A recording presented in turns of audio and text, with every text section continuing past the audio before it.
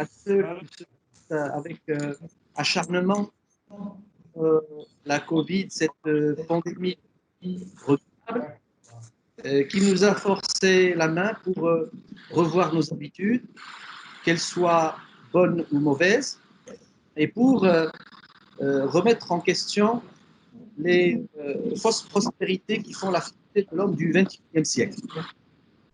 Merci à ceux qui pensent à votre bien-être.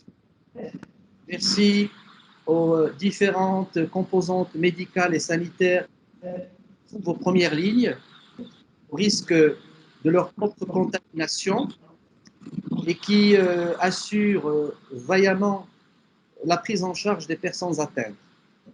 Merci également aux forces de l'ordre, aux enseignants, à tous ceux dont les contraintes professionnelles obligent à assurer des difficiles dans la culture actuelle. Je pense bien sûr aux éboueurs, aux techniciens de surface, aux fonctionnaires, c'est long. À l'évidence, à Monsieur le Président de l'Université, Monsieur Nabil Hmina, et à l'équipe technique de l'Université Sultan Moulay Slimane, tout particulièrement Monsieur Mohamed Gouskir et Abdelrahim Sbaï, le secrétaire général de l'École supérieure de l'éducation et de la formation de Bnimlal, pour leur efficacité et leur soutien généreux. Je salue vivement également le professeur Rachid Jam qui a coordonné la tenue de cet événement et le professeur Hamid Larnabi, le concepteur de l'affiche de cette visioconférence sur le thème « Le Maroc, raconter aux enfants l'exemple de Sonia Oujou ». Aujourd'hui, nous accueillons parmi nous Madame Bernadette Rey Mimoso Ruiz, professeure émérite à l'Institut catholique de Toulouse et titulaire de la chaire Francophonie et Migration au sein du même établissement. Je voudrais tout simplement rappeler que Madame Bernadette a sérieusement contribué à la signature de l'accord cadre de coopération entre l'Institut catholique de Toulouse et notre université. Madame Bernadette a publié seule ou en collaboration avec des collègues plusieurs ouvrages. Je citerai volontiers quelques-uns. Fouad Laroui, Écrivain sans frontières aux éditions Zlige en 2020. Fouad Laroui aux éditions L'Harmattan en 2018. Frontières, littérature francophone postcoloniale du XXIe siècle aux presses universitaires de l'Institut catholique de Toulouse en 2018. Mahi Bin Bin aux éditions L'Harmattan en 2016. Histoire de l'écriture, écriture de l'histoire aux presses universitaires de l'Institut catholique de Toulouse en 2016. Et enfin, L'enfant, le livre, l'image, de l'apprentissage marketing aux presses universitaires de l'Institut catholique de Toulouse en 2014. Madame Bernadette nous entretiendra aujourd'hui de la littérature d'enfance et de jeunesse, qui est à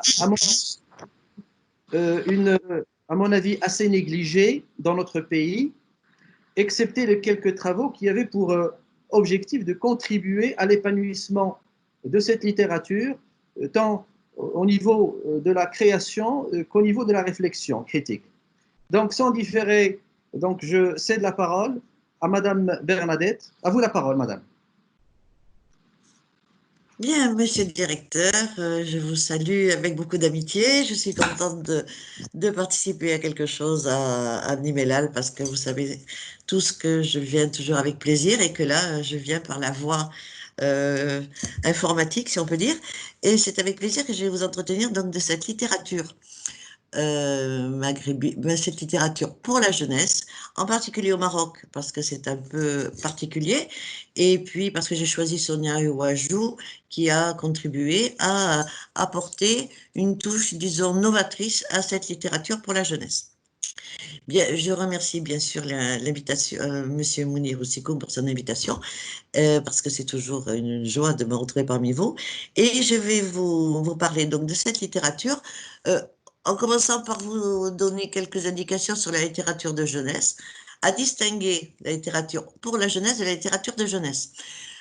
j'entends par là que littérature pour la jeunesse est une littérature qui est destinée à un public d'enfants ou d'adolescents, et que la littérature de jeunesse est une littérature qui parle de l'enfance ou de la jeunesse de l'auteur, ce qui est tout à fait différent.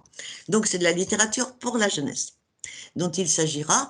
C'est, Monsieur Ossiko vous a dit que c'était quelque chose d'assez récent au Maroc. C'est quelque chose de relativement récent également en France, parce que c'est une littérature qui a commencé par être des petits traités d'éducation destinés aux enfants de la noblesse, de l'aristocratie, aux enfants de souverains. Et puis petit à petit, c'est devenu une littérature, disons, destinée à une jeunesse bourgeoise, c'est-à-dire à un enfant de bourgeois, de la classe bourgeoise sous le Second Empire, avec la fameuse comtesse de Ségur et celui que vous connaissez sans doute mieux, qui est le célèbre Jules Verne, donc qui a écrit les enfants. Et puis, bien entendu, cette littérature n'a fait que se développer au fur et à mesure que la place de l'enfant devenait plus importante dans la société. L'enfant, vous savez, était au Moyen-Âge jusqu'au 19e siècle, était un accessoire dans la famille, c'est-à-dire soit un héritier destiné à prolonger la lignée, soit des bras supplémentaires quand il s'agissait de paysans ou d'artisans. Bon. À partir du 19e siècle, le culte de l'enfant a commencé. Et sans doute, dans vos études, avez-vous rencontré Victor Hugo, qui, lui, a beaucoup célébré l'enfance et lui a donné une véritable importance. Bon, les années passant, l'enfant occupait de plus en plus de place, parfois même jusqu'à la tenir tout entière dans la famille, ce qu'on appelle l'enfant roi. Et cette importance de l'enfant dans la société a également été accompagnée de littérature pour les enfants. Donc, ce préambule étant posé, je vais vous parler de Sonia Ouajou pour deux raisons. Parce que, d'abord, elle concerne le Maroc et je pense que c'est ce qui vous intéresse le plus, de savoir comment se développe la littérature au Maroc, la littérature pour la jeunesse. Et euh, sa particularité, c'est qu'elle n'est pas un écrivain a priori, c'est plutôt quelqu'un, une plasticienne, quelqu'un qui travaille sur la peinture. Ce n'est pas véritablement un écrivain et elle s'est mise à écrire justement dans l'optique de développer littérature pour les enfants, d'apporter des albums à des enfants. Bon, cette littérature marocaine, vous la connaissez aussi bien que moi, si ce n'est mieux. Elle a su parler de l'enfance dès les premiers ouvrages en langue française. Je pense au Passé simple, hein, qui parle de la jeunesse d'un certain Driss Raïbi, La boîte à merveilles de ses fruits, Le chapelet d'or, etc., qui sont des ouvrages qui sont en partie destinés aux enfants, mais pas uniquement destinés aux enfants. Euh, un, euh, un universitaire marocain qui s'appelle Assad Ibrahim a écrit un ouvrage très intéressant que je vous recommande, qui s'appelle La littérature de jeunesse au Maroc, approche historique et analytique, qui va de 1900 à 2006. Donc, qui montre justement cette évolution qui est passée par une considération plus importante de l'éducation, mais aussi par le développement des maisons d'édition. Les progrès techniques de l'impression ont eu un rôle important et aussi le sentiment de devoir transmettre aux enfants un patrimoine culturel dans un monde où la mondialisation tend à balayer les spécificités nationales. Et justement, Sonia Ouajou joue là surfe sur cette vague, si on peut dire, c'est-à-dire qu'elle accorde beaucoup d'importance à la transmission du patrimoine chez les enfants. Cette littérature pour les enfants a bénéficié d'une collaboration importante, tant sur le plan économique que sur le plan éditorial, entre la France et le Maroc. Donc cette collaboration de part et d'autre de la Méditerranée a permis une véritable création d'un département de littérature jeunesse, hein, pour la jeunesse. La première librairie spécialisée en art, c'est le Carrefour des Arts, qui a été fondé en 1995, donc c'est relativement récent, par Hamida Hachimi Alaoui. Donc l'exemple des albums que j'ai choisi illustre tout à fait le rôle de la littérature à destination de l'enfance, en particulier pour ce qui est de cette collection, donc qui est importante, qui s'appelle la collection Malika et Karim, qui est parue donc dans les années 2000. L'éditrice de cette édition explique la démarche qui a guidé l'apparition de cette collection destinée à des enfants entre 4 et 7 ans, en collaboration avec l'écrivain illustrateur Kessonia Ouajou. Je la cite. L'idée était d'éditer des livres pour enfants avec un référent culturel marocain et non pas de donner accès à des enfants marocains à une littérature pour les enfants écrite en France pour des Français. Donc, c'est paru dans l'édition dans le Maroc aujourd'hui en 2005. La collection donc a vu le jour après les rachats des droits de l'édition La Croisée des Chemins que vous connaissez, avec l'aide du bureau de l'ambassade, bureau du livre de l'ambassade de France, qui a mis en place un département consacré à la jeunesse. Donc, elle se compose de 8 albums qui s'inscrivent dans une véritable modernité par la qualité des illustrations, que j'aurai l'occasion de vous montrer, qui sont dessinés par l'auteur, qui ne doivent rien aux conventions habituelles, ou tout au moins aux conventions un peu fades de ces illustrations pour les enfants, qui sont souvent, disons, mignonnes, avec des tons pastels, etc.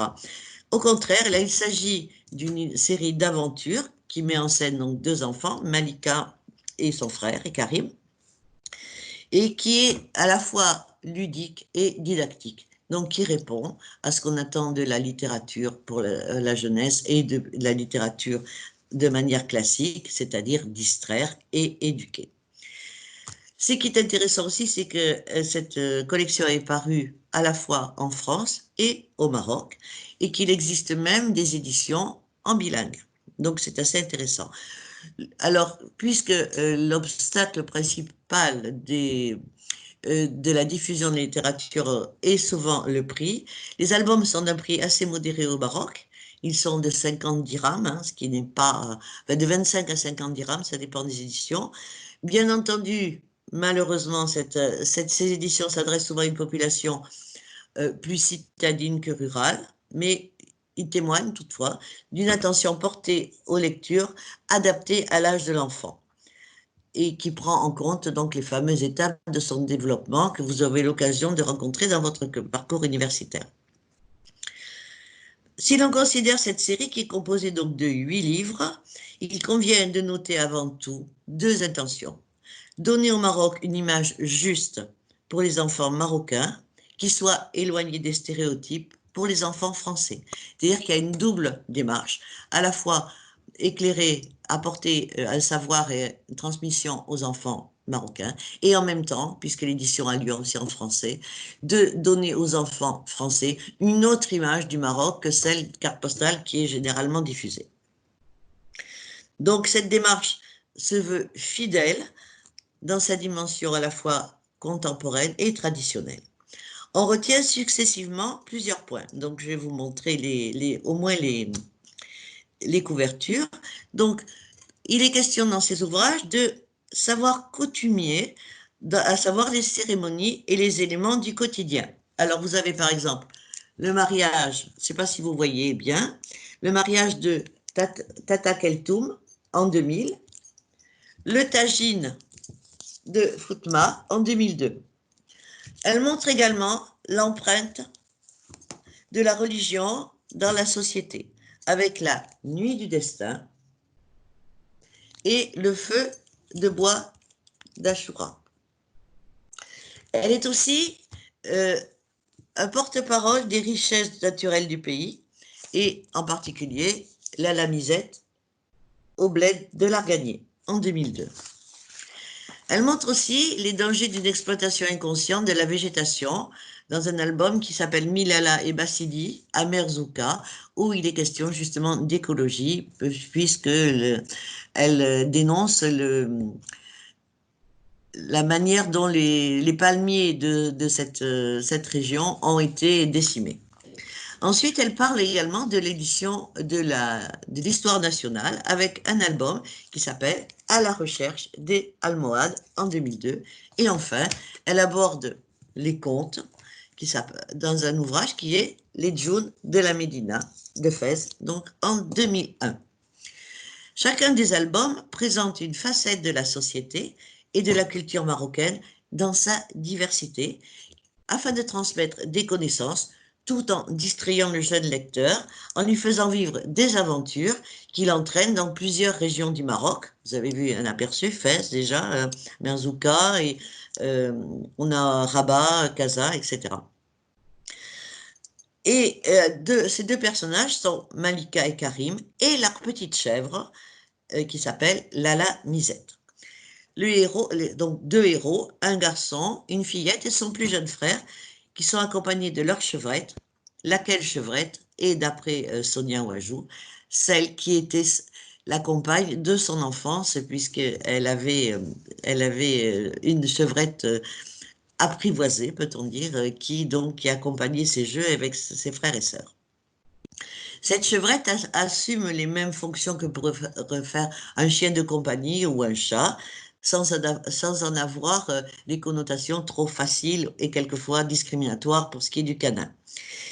Les plus souvent seuls, ces enfants sont malgré tout dotés d'une famille qui apparaît dès le deuxième volume avec le mariage de Tata Keltoum, se précise dans Milala et Bassidi à Merzouga, où apparaissent les grands-parents, et ainsi que dans La Nuit du Destin, dans lesquels les parents jouent un rôle important. Donc on a tout à fait les éléments de l'histoire destinée aux enfants, deux enfants qui vivent leur aventure d'enfants, mais qui en même temps sont dotés d'une famille qui les accompagne. Il y a deux thématiques essentielles.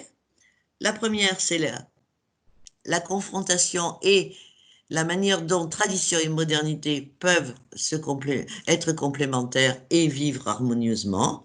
Et enfin, la deuxième thématique importante, c'est celle de la transmission d'un patrimoine.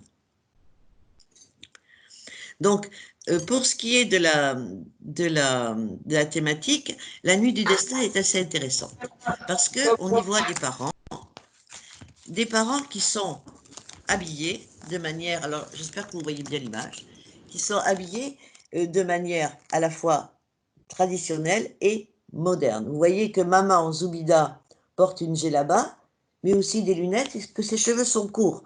Papa Azi est vêtu d'un sweatshirt de baseball, mais doté d'un saroual et chaussé de babouche. C'est pas tout à fait un hasard. Les enfants, donc, ont des habits qui pourraient être ceux de n'importe quel enfant européen, mais lorsqu'ils se rendent à la mosquée, ils sont habillés en costume traditionnel. Donc ces détails sont une démonstration d'un possible ajustement des traditions, donc séculaires, au monde contemporain, qui vise donc à transmettre des coutumes et des valeurs, sans pour autant renier la modernité et la nécessité de vivre dans son époque. Si pour un regard marocain, ces costumes sont familiers, il n'en va pas de même en France, où le Maroc est très souvent représenté sous un aspect folklorique. Vous remarquerez que les illustrations qui accompagnent le texte sont souvent redondantes plutôt que complémentaires. Alors, je m'explique. Redondantes en ce sens qu'elles disent les enfants montent un escalier et vous voyez un enfant qui monte un escalier. Et complémentaires parce qu'elles apportent un plus au texte. Le texte est court, hein, les textes font 2-3 lignes et sont peu importants parce que ça s'adresse à de jeunes enfants. Et quelquefois, l'illustration complète le texte. Hein. Dans l'étude pour les albums de jeunesse, il faut toujours distinguer les illustrations redondantes, c'est-à-dire on parle d'un arbre, on voit un arbre. Alors, complémentaire, on parle d'un arbre, mais on voit aussi à côté un cheval, un oiseau, etc. Donc, qui complète le récit, puisque le récit, le principe de l'album, c'est d'avoir un texte, mais beaucoup d'images, et les images apportent un plus au texte. Donc l'enfant se livre à une double lecture. Dans un premier temps, il voit les images, donc il se crée son propre récit, et ce récit qu'il se fait s'adresse ensuite, se complète du récit écrit, et donc qu'il est en train de lire. Bon, ces volumes, ces petits ouvrages, ces petits albums ont quelquefois, à la fin de l'histoire, un glossaire qui est important, non pas tant pour les enfants marocains qui connaissent les termes dont il est question, mais surtout pour les enfants français, qui leur permet d'avoir un vocabulaire adéquat et de percevoir les choses d'une manière juste. Donc, on est là aussi dans la volonté de transmettre au-delà des frontières un récit en particulier des traditions donc, qui sont particulièrement ancrées dans le monde, dans l'univers marocain. Celui qui...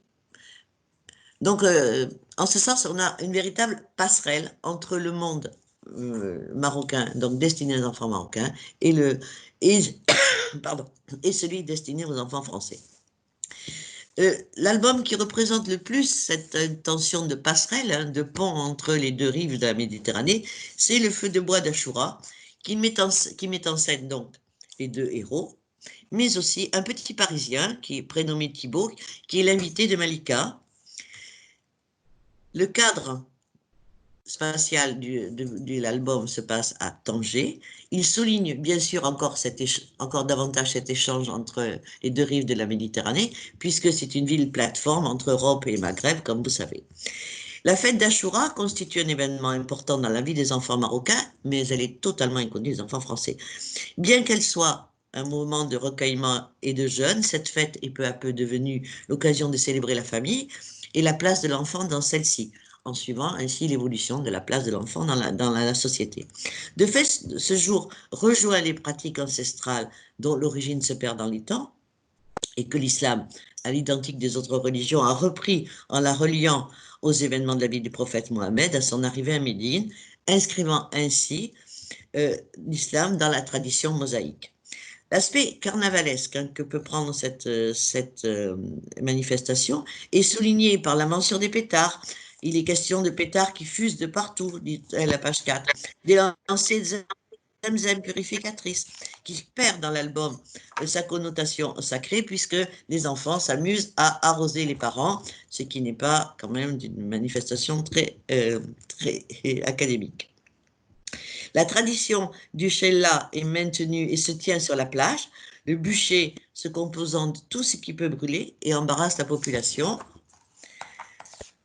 Mais les poupées de Baba et Chour ne sont plus d'actualité, pas plus que la quête pour les pauvres de cette figure légendaire à la veille de la fête religieuse. En revanche, les cadeaux offerts aux enfants sont mentionnés, ce qui fait dire à Thibaut, le petit Parisien, « Il est drôle votre Noël ».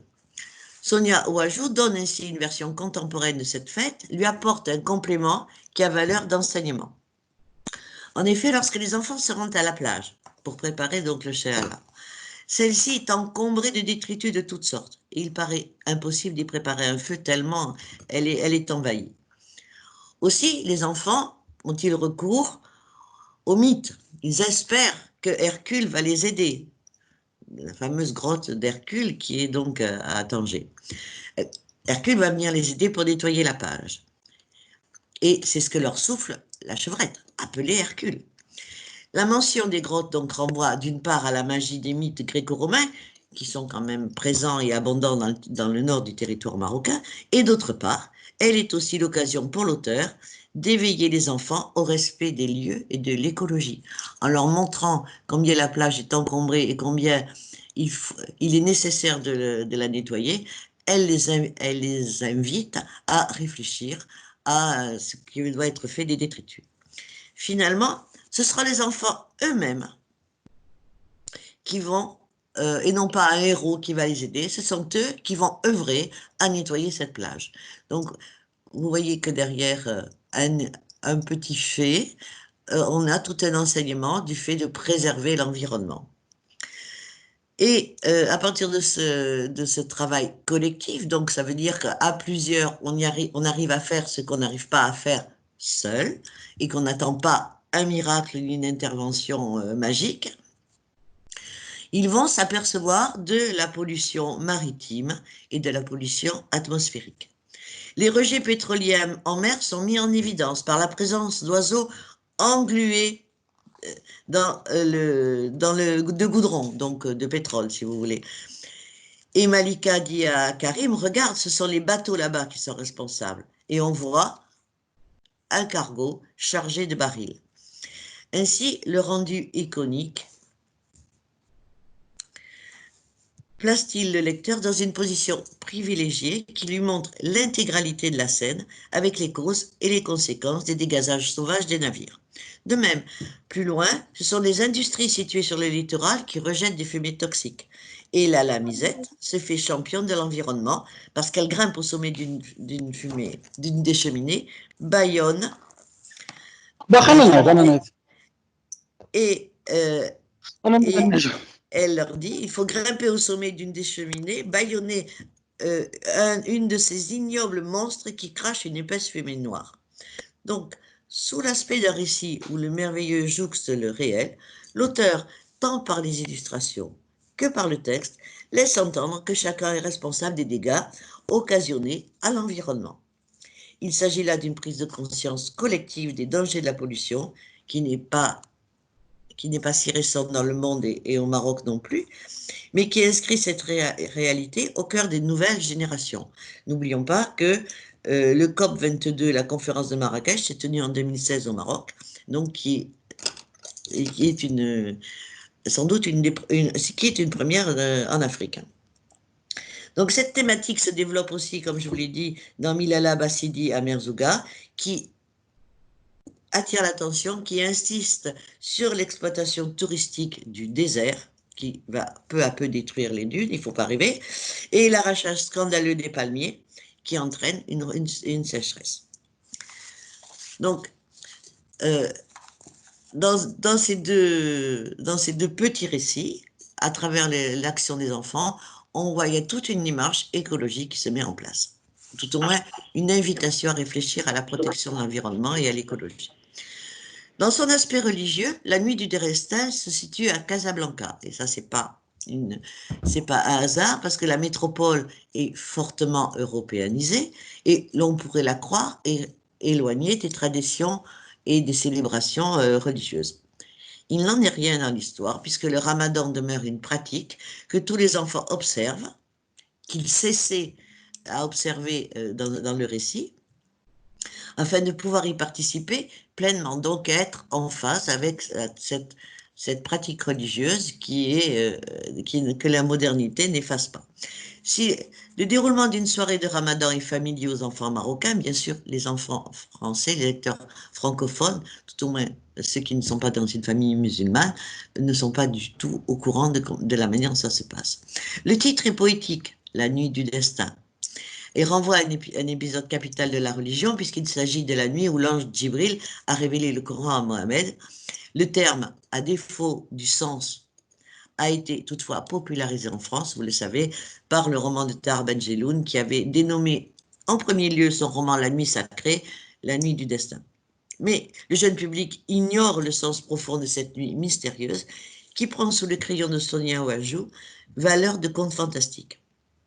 La dimension religieuse est marquée à plusieurs titres. D'abord, il est question des fumigations destinées à purifier la maison.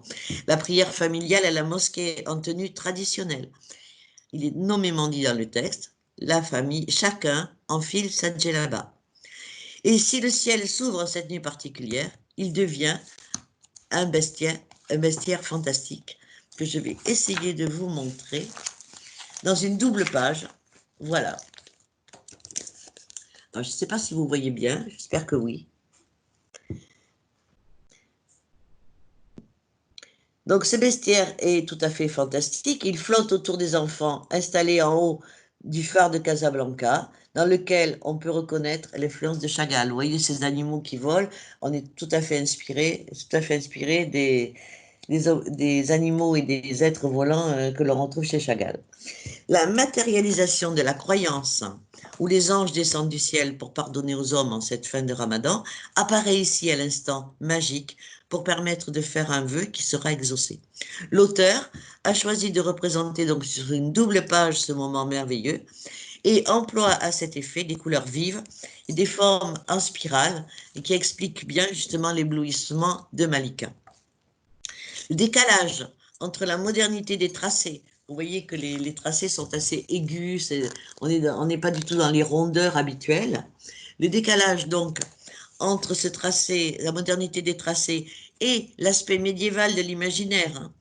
on y voit des licornes ailées, des animaux volants, apporte un complément au récit qui, dans ce format, donc ce double format, restitue l'essence sacrée de cette nuit tout à fait exceptionnelle. Les contraintes du ramadan, le jeûne, du lever au coucher du soleil, ne pas prononcer de gros mots, etc. pour les enfants, son sens profond d'approcher le dénuement. Malika dit « Je comprends à présent la souffrance des pauvres », c'est une des démarches du ramadan, l'obligation de l'aumône sont signifiées dans leur dimension familière et mises à la portée des jeunes lecteurs. La réunion familiale au moment du ftor, la fierté du premier jeûne pour Malika, qui prend ici conscience de son bonheur et de son adhésion à la foi de sa famille, marque la nécessité et la pérennité de cette pratique religieuse. Le réalisme mettant en scène le tohu-bohu des dernières minutes avant la rupture du jeûne, qui est bien mentionné dans le texte, mêle dans une double illustration toutes les catégories sociales, depuis le fonctionnaire en costume, le sportif, la femme voilée, celle qui est en tenue européenne, le vieil autobus et la limousine, etc. On a toutes les composantes de la société marocaine réunies dans une seule illustration. Mais au-delà du caractère informatif, se dégage là aussi un message qui s'inscrit dans une lutte contre les préjugés. En effet, à contrario d'une conception traditionnelle, c'est la fille qui est la première apte à supporter le jeûne, à comprendre le sens, tandis que son frère plus jeune n'en perçoit que la surface. En cela, l'album s'inscrit dans la perspective d'une rupture avec la déconsidération dont a été victime le sexe féminin, auquel bien sûr les modifications récentes de la Moudawana redonnent sa dignité, avec cependant la réserve d'une diffusion insuffisante qui laisse une grande partie de la population dans la méconnaissance de cette loi. Donc il y a une volonté de transmettre l'idée que, fille ou garçon, les droits et les obligations sont les mêmes.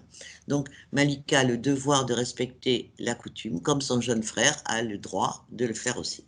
Mais il y a une véritable égalité entre les deux. Il est bien évident que les lecteurs de Sonia Ouajou sont souvent informés, ou tout au moins leur famille, mais la circulation des livres ne peut que diffuser la mise en place dans la société du code de la famille. Dans le même esprit de diffusion des pratiques traditionnelles, on a le mariage de Tata Keltoum qui entraîne les deux enfants dans les secrets de la cérémonie, tandis que texte et image contribuent au caractère joyeux de l'événement. Alors, les couleurs sont très douces, regardez, beaucoup moins agressives que dans l'album précédent, justement parce qu'il y a une notion de grâce dans cette cérémonie. Et il y a du ton rosé, des bleus subtils, des orangés, qui accorde les chromatismes aux réjouissances, et pour être fidèle à la réalité dans le récit des faits, l'album prend une dimension de conte, bien sûr, dans lequel on peut retrouver les contes de fées et une partie des Mille et une nuits, puisqu'on est dans l'abondance, dans la beauté, et dans la musique, etc. S'il est convenu donc que les textes destinés aux enfants relèvent essentiellement du conte, celui que propose la collection Malika et Karim dans les djouns de Médina de Fès est sans doute l'exemple le plus significatif. Outre la découverte d'une ville nouvelle, puisqu'on est passé de Tanger à Casa, là on est à Fès, cet album offre des caractéristiques intéressantes. D'abord parce que la définition du mot djoun, qui appartient donc à la Darija, et souligne la nécessité des textes en harmonie avec la langue usuelle, et peut-être aussi est-il possible d'y déceler, mais ça c'est tout à fait personnel, d'y déceler un message envers la revendication d'une langue écartée du système scolaire. C'est le deuxième, ce volume est le deuxième album de la série. Il se définit un peu comme la suite du précédent, la suite du mariage de Tata Keltoum, en proposant la visite à des enfants à un parent qui n'a pas pu assister au mariage. Donc il y a une véritable volonté de poursuivre l'histoire des enfants d'un album à l'autre, donc pour bien montrer combien ces enfants sont des personnages vivants et évolutifs. Les éléments du conte apparaissent dès le titre, bien sûr, avec les djouns, place le récit dans une ville mythique du Maroc, dont la Médina appartient aux temps anciens, donc qui conserve mystère et légende. Selon les procédés attribués au fantastique, le récit débute dans un quotidien banal qui ne doit pas être troublé. On est vraiment dans la dimension fantastique, on est dans le banal du quotidien. Les enfants viennent voir un parent qui n'a pas pu assister au mariage. Donc, ils vont leur porter des friandises pour qu'ils participent au moins par la saveur à ce mariage, puisqu'il a été privé des festivités. Et tout bascule dans l'espace de la Médina. Donc, ce lieu qui est un lieu particulier, mystérieux. Cette Médina est figurée dans son pittoresque. Il est question des senteurs, de la foule qui se bouscule dans les dédales des ruelles. On a des gros plans, sur des personnages assez défigurés qui font peur, voilà. Donc là, on a l'introduction du fantastique. Et les couleurs sont plus agressives. On a des rouges qui annoncent l'arrivée des djunns et qui envahissent complètement la page et qui encadrent, comme je vous l'ai montré, la femme hurlante avec les mains au nez en gros plan. Qui a tout de la sorcière. Donc, elle a les mains peintes au nez, le front tatoué qui porte les marques de la tradition et autant et les signes s'attribuent, donc qui introduisent une dimension de tradition et surtout de superstition. Sont présentés des personnages paniqués, ils sont quelquefois vécus de manière traditionnelle, avec djellaba, babouche, bâche, barbe, chèche, ou le simple touriste. Ils courent tous dans la même direction, comme s'ils fuyaient un danger, et voilà la main qui les attrape, voilà les personnages qui courent, et vous voyez la main qui les poursuit, qui a tout à fait l'allure d'une griffe diabolique.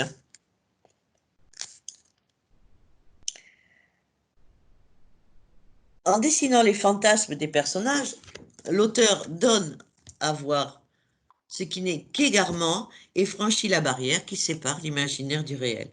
Cependant, cette illusion qui se prolonge donc sur 8 pages trouve au final une explication rationnelle. Ce sont Karim et Lala Misette qui sont tombés dans le bassin de teinture, l'un dans du bleu, l'autre dans du rouge, et ont été recouverts des débris de laine laissés par les artisans de tapis. Une manière de signifier l'importance de l'artisanat dans la ville aussi, et de montrer qu'un accident peut faire basculer du réel vers le fantastique. Bon, à mon sens, ce n'est pas l'album le plus réussi quant à la trame narrative, parce que les autres sont beaucoup plus nuancés, plus variés. Mais il a le mérite de mettre en scène une superstition profondément ancrée dans l'imaginaire populaire et en démontrer aussi la vacuité. Pour ce qui est du patrimoine, de la deuxième thématique abordée par Sonia Ouajou, Fès est représenté sous son aspect légendaire, sans doute pour marquer le caractère conservateur qui lui est généralement attribué, mais sans qu'il n'y ait la moindre trace historique qui pourrait conduire les enfants vers une meilleure connaissance de leur pays. Bien au contraire, puisque les stéréotypes sont renforcés dans le récit. En revanche, à la recherche du trésor des Almohades, l'album est d'une toute autre nature. L'ouvrage s'ouvre sur un paysage de Marrakech, que je vais vous montrer. Donc, où figurent les constructions ocre rouge indissociables de la ville, et à l'arrière-plan, les sommets enneigés de l'Atlas, qui se découpent derrière des palmiers, ceci rappelant la nature première de la ville, donc oasis et escale des caravanes venues du désert. Les contrastes sont notés entre la neige des sommets et l'ardente chaleur de la cité, tout comme l'activité pittoresque de la plage Jama Efna qui apparaît plus loin. On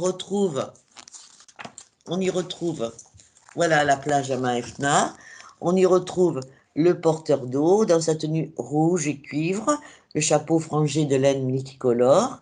On y retrouve le vendeur d'oranges, la calèche, le charmeur de serpents, mais aussi les chanteurs et conteurs qui animent la ville et qui ravissent les touristes.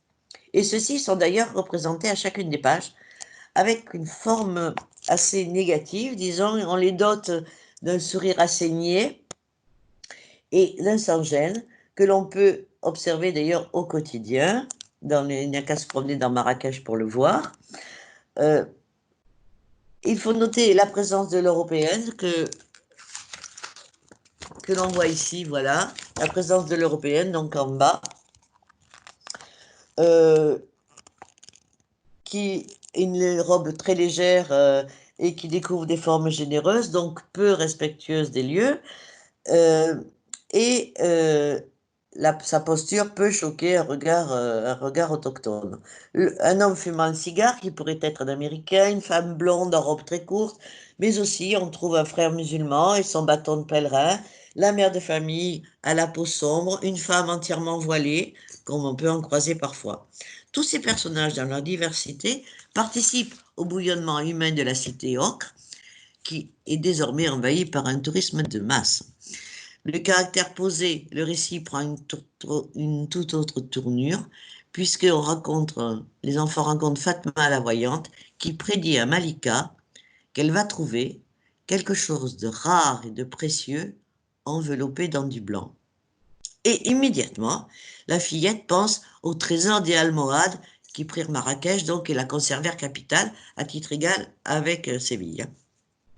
La légende qui voulait qu'un trésor fût enfoui dans la ville trouve ici une variante qui permet à l'auteur de raconter une histoire édifiante, signifiant que l'on doit apprécier ce que l'on possède sans désirer l'inaccessible. Et là, on retrouve la destination première du conte qui est de délivrer une morale. Cependant, l'album est prétexte non seulement à rappeler une ancienne dynastie dont les enfants apprennent l'histoire à l'école ou vont l'apprendre quand ils seront plus grands, mais surtout à mettre en relief les contrastes d'une ville riche d'un patrimoine historique et architectural.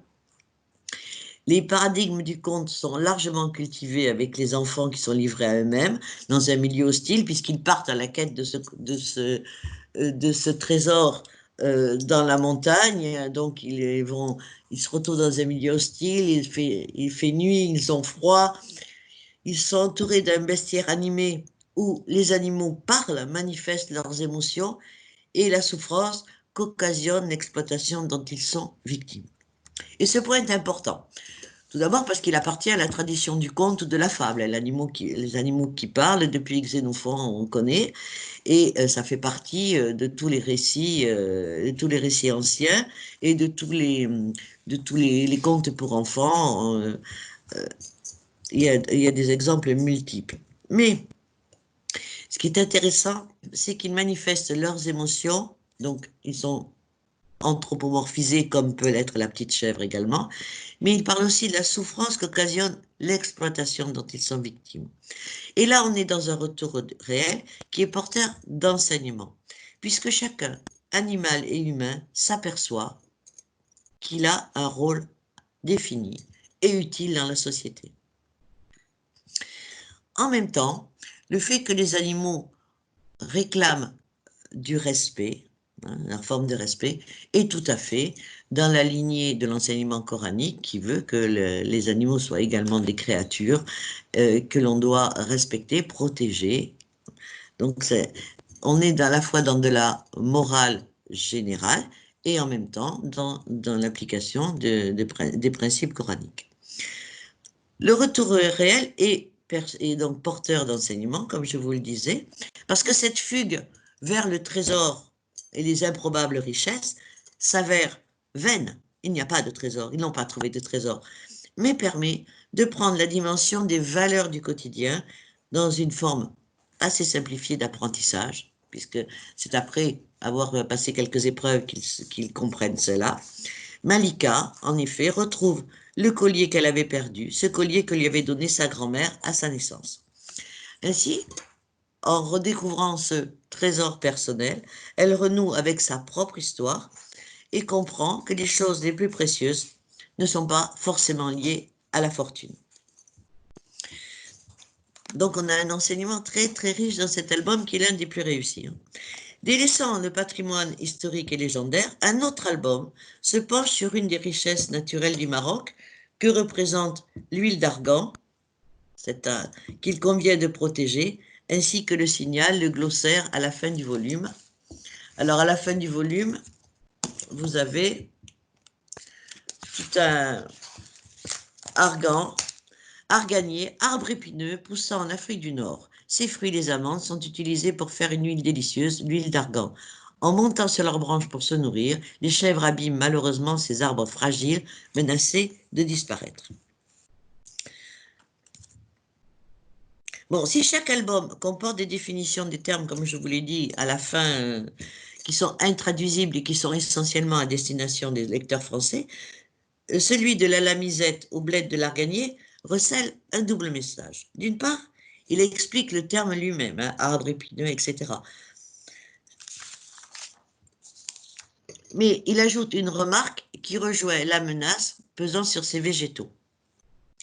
Si le danger est réel, et puisque l'État se mobilise pour protéger les arbres, l'UNESCO a inscrit l'arganier au réseau mondial des réserves de biosphère depuis 1998, il est erroné de penser qu'ils sont fragiles. Ces arbres ne sont pas fragiles parce qu'ils résistent farouchement à la sécheresse du climat, aux écarts de température, mais de facto sont réellement menacés par la prolifération des caprins. Les petites chèvres dans les arbres sont très mignonnes, très jolies à observer, mais sont quand même un véritable danger. La solution n'est pas évoquée et on peut le regretter dans cette démarche qui est souvent pédagogique. Il serait naturellement intéressant d'avoir mis en place tout au moins une aide conséquente aux habitants du Souss, à la région souvent délaissée, au profit des provinces du Nord. Mais le récit développe une idée sous-jacente qui tient à une célébration de l'unité du pays. En effet, dans cet album, qui est destiné donc à mettre en avant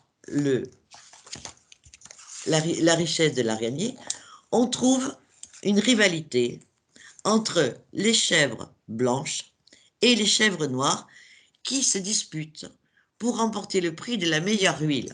Voilà l'image. La voix de la raison et l'incitation appartient à leur congénère, donc la lamisette, qui trouve dans ce recueil un véritable rôle fédérateur. Tout d'abord, elle suggère et elle invite à considérer que l'union est toujours gratifiante et les disputes vaines. Et si on étire un petit peu les propos de la lamisette, on peut considérer que dans le contexte marocain, l'opposition entre Amazighs et Arabes, telle qu'elle a pu être vécue et représentée parfois, est vaine. Et on peut y déceler un appel dans la lignée de celui du maître soufi, donc Sidi Ahmed Moussa, ou plus largement encore, une condamnation du racisme. Bon, ainsi, les albums de la collection Malika et Karim participent-ils à dénouer des préjugés d'une rive à l'autre de la Méditerranée en mettant en situation deux enfants marocains, le plus souvent placés dans la découverte de leur pays.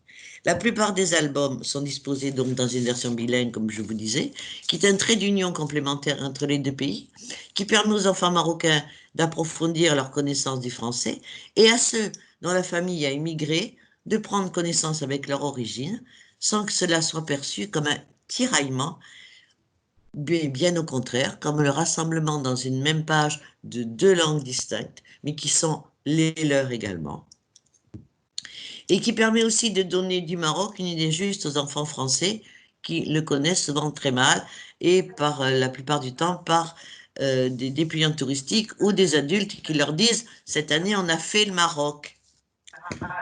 Tout ça pour dire qu'ils avaient passé 8 jours à Marrakech.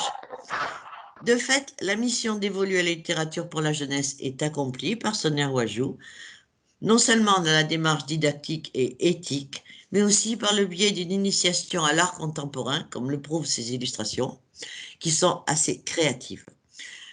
Le tracé est aigu, les coloris sont souvent inattendus, la composition est faussement schématique, tout participe à une approche contemporaine qui délaisse les icônes folklorisantes ou les mièvreries souvent attachées aux illustrations des livres pour enfants.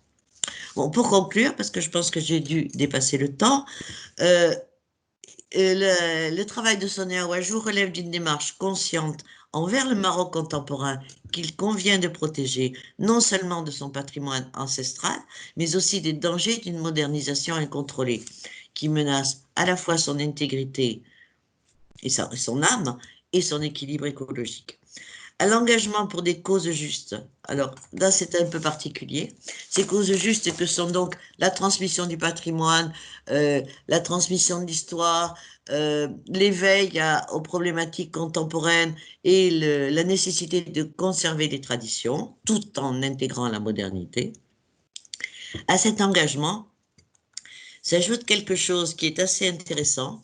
C'est un autre album qui s'appelle Comme les autres, qui a été demandé par l'Association marocaine du soutien et d'aide aux enfants handicapés mentaux, qui met en scène Nora et Redouane, deux enfants trisomiques, qui montrent comment on peut insérer dans la société et dans la vie quotidienne sans ostracisme deux enfants considérés comme handicapés. Donc, à cet engagement des causes justes, pour la collection de Malika et Karim, on peut, et également comme les autres, cet album destiné aux enfants, pour les enfants trisomiques, on distingue très clairement le respect de l'enfant lecteur dans un texte qui est simple, accessible et fort bien formulé, et en même temps, dans l'illustration proposée, qui réinvente la fraîcheur de l'imaginaire enfantin, qui lui propose une vision élargie du conte, une manière de pouvoir prolonger l'histoire en se racontant une autre histoire avec les images, et enfin, de ne pas céder à des facilités de représentation. Voilà, je vous remercie, et si vous avez des questions, je vous écoute.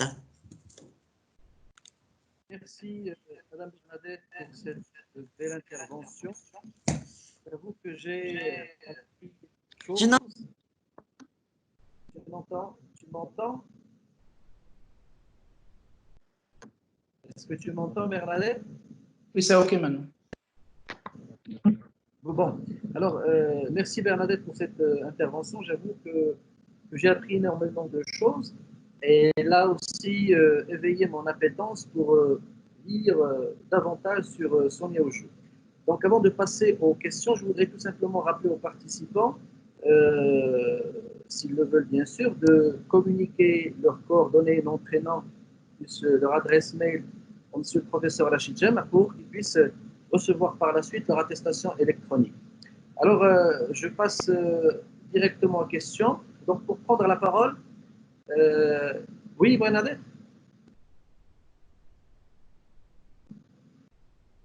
Oui, Bernadette? Activez le micro.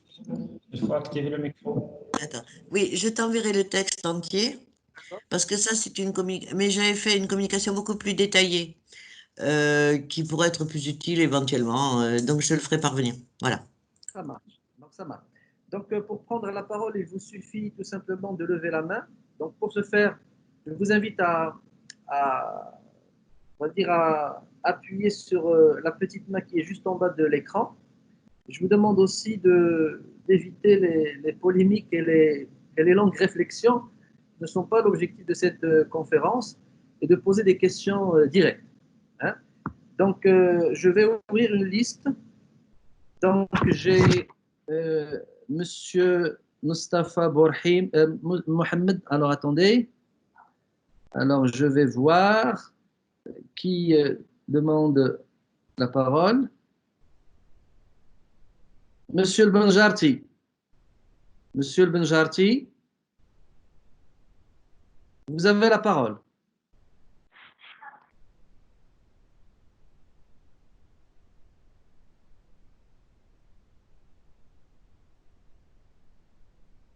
Alors, en attendant Monsieur le Benjarti, je donne la main à Monsieur Mohamed Koundi. Bonjour, Monsieur Mounir.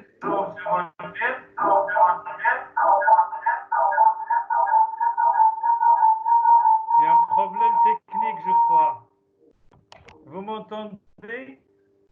soit 5 sur 5.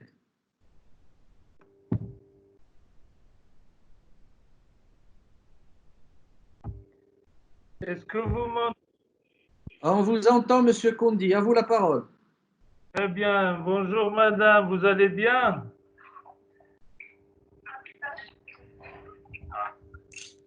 Je vous écoute. Très bien. Bon, ma question est très simple. Est-ce qu'on peut dire que cette littérature de jeunesse s'inscrit dans un processus naturel qui s'inscrit dans l'histoire de la littérature marocaine ou maghrébine d'expression française? Alors, je ne sais pas si ça s'inscrit dans un processus naturel. Je pense que c'est une prise de conscience assez tardive. C'est une branche de la littérature francophone du Maroc. Et je pense que c'est plutôt quelque chose de périphérique pour l'instant. La littérature pour la jeunesse, et non pas la littérature de jeunesse, c'est pas la même chose. La littérature pour la jeunesse au Maroc est encore dans ses débuts. Mais c'est le même processus qui se passe dans tous les pays. C'est-à-dire qu'au départ, c'est peu important et ça prend de plus en plus d'importance. Je pense qu'il serait intéressant que beaucoup d'écrivains marocains écrivent pour les enfants.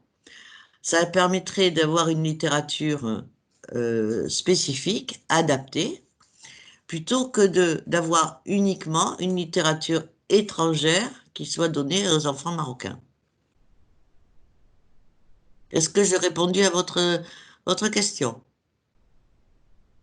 Oui, merci. Mais je voudrais seulement rappeler que l'idée du processus naturel du développement de la littérature ou le cours normal de la littérature marocaine d'expression française, à partir de ses débuts des années 50, est-ce que cette manière d'écrire marque, si vous voulez, une évolution positive, si vous voulez, de l'esthétique de l'écriture et des thématiques aussi? Ah oui, tout à fait, ça, entièrement, oui. Ah oui, oui, oui. Parce qu'on on est débarrassé de tout ce qui est convention, tout ce qui est convenu. On est vraiment dans l'original, oui. Après une littérature descriptive, je dirais, aux années 50, d'après le descriptif d'un certain nombre de professeurs académiques, puis une littérature, je dirais, de contestation, et puis vers la fin du siècle dernier, on est face à une littérature multiple et beaucoup plus individualiste. Peut-on dire que celle-ci, aujourd'hui, qui fait l'objet de votre intervention, marque, si vous voulez, l'avènement d'une autre réflexion qui s'attache à la nouvelle génération qui devrait forcément demain avoir sa parole? Ah, tout à fait, oui. On est dans l'éducation. C'est pour ça que je trouvais que c'était bien approprié pour votre école, parce que on est dans l'éducation. Donc, c'est une manière de transmettre aux enfants à la fois une conception moderne avec ce que je vous disais à propos de l'écologie, à propos du respect de l'environnement, etc. Et en même temps, de leur montrer l'importance des traditions. Donc, on est Merci dans... beaucoup. Donc, Merci beaucoup. merci beaucoup, Monsieur Kondi. Donc, Monsieur Benjarti, à vous la parole. Si vous êtes toujours connecté.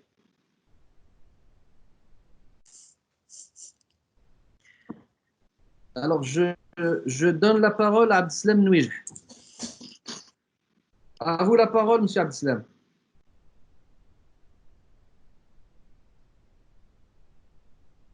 Bon. Tu vois plein de mains qui se lèvent. Ah ben oui. Bonjour. Oui. Bonjour. On Vous écoute. m'entendez bien? Oui.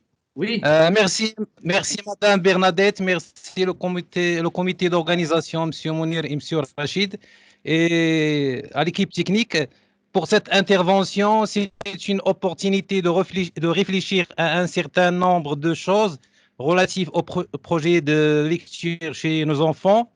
et de se forger une idée pour la littérature maghrébine aux enfants au niveau de la thématique, comme des valeurs universelles, comme le patrimoine, comme l'écologie. Donc, c'est une idée pour les années prochaines, pour le travail qui va se faire pour les enseignants et les enseignantes. Et éventuellement, ils ont besoin d'approfondir les aspects de cette problématique, c'est-à-dire le Maroc raconté aux enfants. Ma question, c'est comment peut-on arriver à articuler la programmation de ce genre de ce livre avec le projet éducatif et pédagogique du ministre de l'Éducation, et merci. Ah, alors vous me posez de colle parce que je ne suis pas ministre de l'Éducation au Maroc. Mais quand Mounir m'a parlé de cette conférence, j'ai pensé que c'était intéressant pour vous d'ouvrir des perspectives, en tant que futur enseignant pour la plupart d'entre vous, d'ouvrir des perspectives sur un des aspects de l'éducation que vous aurez à transmettre. La littérature pour les enfants est un des aspects qu'un enseignant doit connaître. C'est pour ça que je proposais à Mounir de faire quelques petites interventions sur justement la littérature jeunesse dans son ensemble. Qu'est-ce que la littérature jeunesse? De quoi ça se compose? Quelles sont les thématiques usitées? Et quels sont les liens qu'on peut faire entre éducation à la fois parentale et à la fois institutionnelle de l'enfance? Moi, ça me paraît indissociable. Merci, Monsieur Abdeslam Nouir. Donc, je donne la parole à Ashraf Nasehi. Est-ce que vous nous entendez? Monsieur Ashraf Nasehi. Moi, je vois une dame, je ne vois pas monsieur. Donc, je passe à Saïd Mohamed. Saïf. Monsieur Saïf Mohamed. Oui, bonsoir. Bonsoir tout le monde. Merci Madame la conférencière, merci Monsieur Mounir, Monsieur Jama.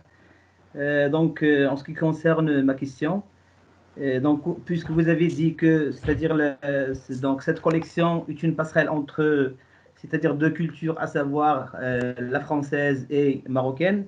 Donc, je me demande comment, c'est-à-dire, c'est-à-dire un enfant francophone arrive, c'est-à-dire à consommer et à recevoir, c'est-à-dire cette collection en l'absence, c'est-à-dire d'une culture qui est étrangère et une culture marocaine, purement marocaine à 100%. La deuxième question, normalement, elle aurait dû, c'est-à-dire être posée pour notre auteur, mais malheureusement, c'est-à-dire faute d'être, c'est-à-dire présente, je vais essayer de la poser si vous avez, c'est-à-dire une réflexion. Donc, je ne sais pas si l'auteur, c'est-à-dire a essayé, c'est-à-dire de contribuer, c'est-à-dire au niveau du programme, c'est-à-dire scolaire marocain. Puis, Ah non, je crois, là, ça non. puisque c'est-à-dire c'est toute cette collection, c'est-à-dire est riche en la matière, c'est-à-dire des mythes marocaines, c'est-à-dire toute une culture, c'est-à-dire diversifiée. Est-ce qu'il n'a pas, c'est-à-dire eu l'occasion, bien sûr, de participer à cette, c'est-à-dire collection, ou bien à ce travail de la rédaction du programme scolaire? Et merci. Alors, moi j'ai eu l'occasion de discuter avec elle. C'est pas du tout c'est pas du tout son objectif parce que de toute façon, ces textes sont antérieurs à la réforme qui vous a été proposée, puisque le dernier date de 2008. Donc son objectif à elle, je vais vous lire ce qu'elle m'a écrit. Elle me dit je puise dans les souvenirs de mon enfance, avec toujours en moi cette nostalgie du temps qui passe, cette insouciance qui nous quitte chaque jour un peu plus. Sans qu'elle ne m'empêche de grandir, je garde précieusement en moi mon âme d'enfant, car écrire pour les enfants et peindre m'apaise et m'aide à mieux vivre. Donc en fait, c'est une démarche personnelle au départ, qui est destinée aux enfants, à la fois dans cette démarche, comme je vous l'ai expliqué, à la fois didactique et ludique, mais aussi par rapport à elle pour exprimer son enfance. Donc c'est à la fois une littérature pour la jeunesse et une littérature de jeunesse, parce qu'il y a pas mal de souvenirs personnels qui sont présents. Maintenant, elle n'a jamais eu l'intention de participer à une quelconque réforme de l'enseignement, hein. Ou alors elle l'a fait en cachette, hein. Alors, c'est-à-dire, en ce qui concerne la première question, concernant, comment peut-on, ou bien comment l'enfant, c'est-à-dire francophone, arrive, c'est-à-dire à consommer cette littérature, c'est-à-dire maghrébine à 100%. Alors à 100% non, mais ça c'est pas le but. Le but c'est qu'il connaisse, qu'il ait une vision du Maroc euh, beaucoup plus juste que celle celle qui lui est rapportée ou qui lui sont rapportées par des adultes, comme je vous disais, qui ont passé 8 jours à Marrakech au bord de la piscine et qui ont mangé 2 tagines et 3 gâteaux et qui sont revenus emballés en disant j'ai fait le Maroc. Maroc, c'est pas que Marrakech. Donc voilà. Si vous parlez à des Français de Bnimela, je vous garantis que ça les laisse totalement indifférents. Donc, ils connaissent pas, ils savent pas où c'est. Alors, quand vous leur expliquez la richesse de la région, là, ils disent, ah bon? Voilà. Donc, si vous voulez, ces textes qui reprennent à la fois l'histoire, à la fois les coutumes familiales, les coutumes religieuses, les pratiques religieuses, qui, les caractéristiques. Bon, bien sûr, c'est général, hein. On n'a pas tout le Maroc dans la collection Malika et Karim, mais on donne aux enfants français une vision beaucoup plus juste du Maroc. Et je ne dis pas que ça va leur donner la connaissance du Maroc dans son intégralité, mais ça leur donnera au moins des éléments justes et non pas faussés par justement un embellissement, comme peuvent l'être certains contes qui confondent Maroc et Orient en pensant que les mille et une nuits se passent au Maroc, ou des choses comme ça. Donc ça donne une vision beaucoup plus juste. Et le petit glossaire qui est à la fin de chaque volume permet justement de se familiariser avec un vocabulaire qui est spécifique et qui n'est pas traduisible dans l'ensemble. Merci. Merci. Donc, je donne la parole à M. Driss Kaji. Est-ce que vous m'entendez? Driss Kaji. Oui, je vous entends très bien, monsieur Mounir. La parole, s'il vous plaît. Merci. Bon, d'abord, je tiens à remercier Madame Bernadette, Monsieur Oussikoum et Monsieur Jamais. Madame Bernadette, bien sûr, pour la diversité des informations et la richesse de la matière que vous venez de partager avec nous. Bon, pour la question, je vais être bref.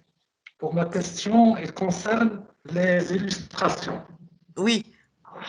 Bon, pour les illustrations et les albums iconotextuels. Alors, est-ce qu'on peut les considérer des albums iconotextuels? Ah, iconotextuel, oui, pardon, je n'avais pas compris. Voilà. Oui.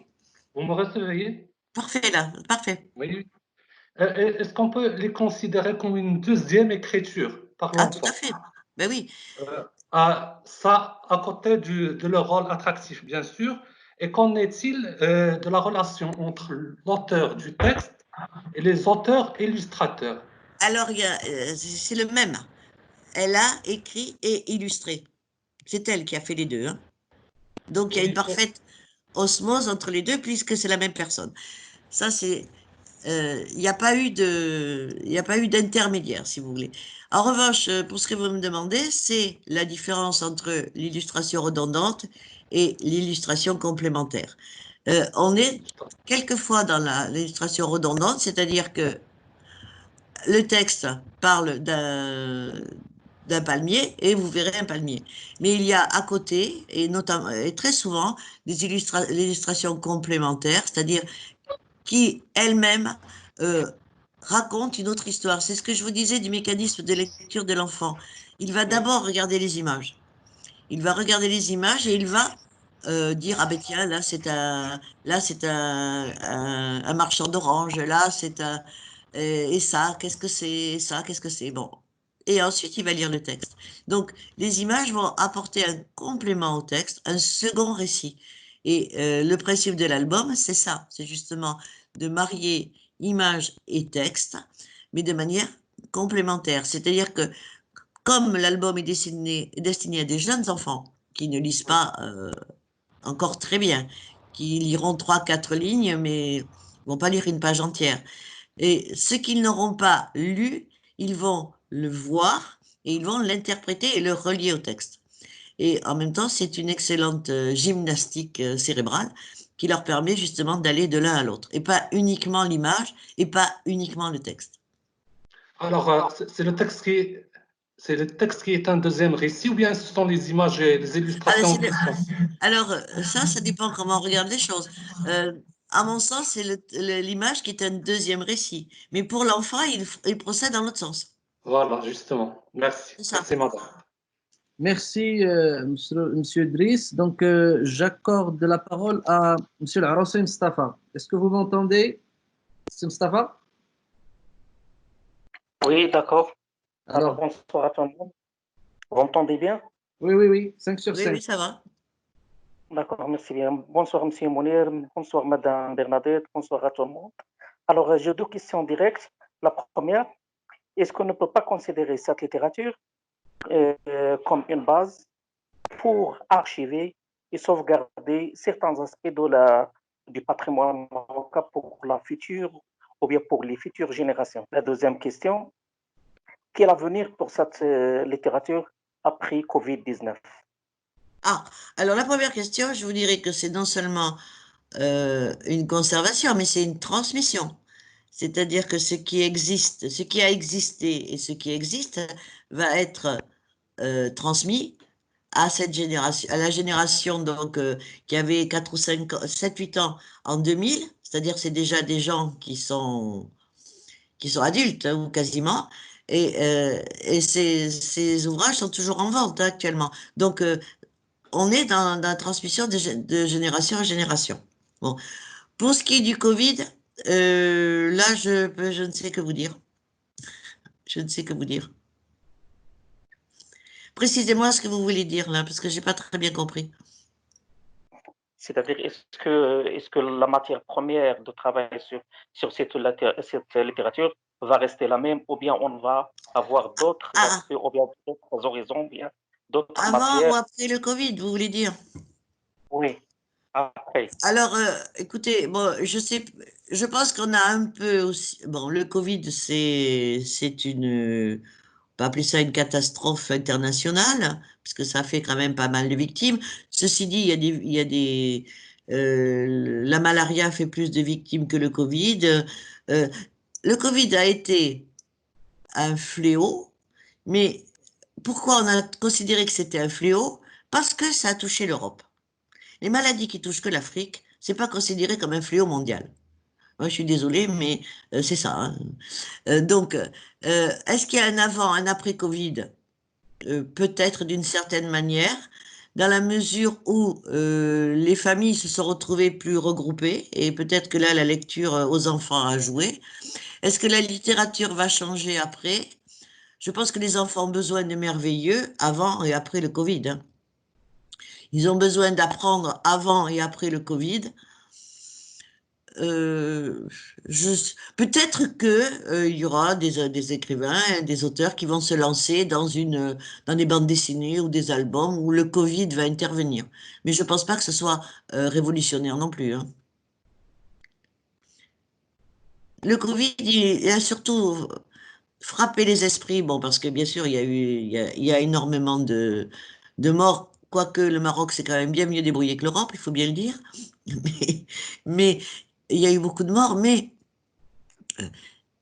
c'est pas non plus la peste noire. Hein. Et il faut, ça a été, si vous voulez, ce qui a été très fort, c'est la contamination très rapide, notamment dans les grandes villes, et aussi le fait que les médias ne parlent que de ça. Alors, je ne sais pas comment ça s'est passé au Maroc, mais en France, on ne pouvait pas ouvrir la radio ni allumer la télé sans qu'on ait du Covid toute la journée. Bon, ça n'a pas fait reculer l'épidémie pour autant, hein. Mais ça a permis, ça a créé une espèce de parano et une espèce de phobie collective. Bon. Donc, la littérature, alors, il y a des philosophes qui ont se cru obligés de raconter en direct ce qu'ils avaient éprouvé, comme Bernard-Henri Lévy, qui a sorti un bouquin qui ne vaut strictement rien depuis le Covid. Mais pour ce qui est de la littérature pour la jeunesse, je ne pense pas que ça change grand-chose. Ça peut devenir un élément, un sujet annexe de la littérature pour la jeunesse, mais ça ne va pas modifier la littérature pour la jeunesse.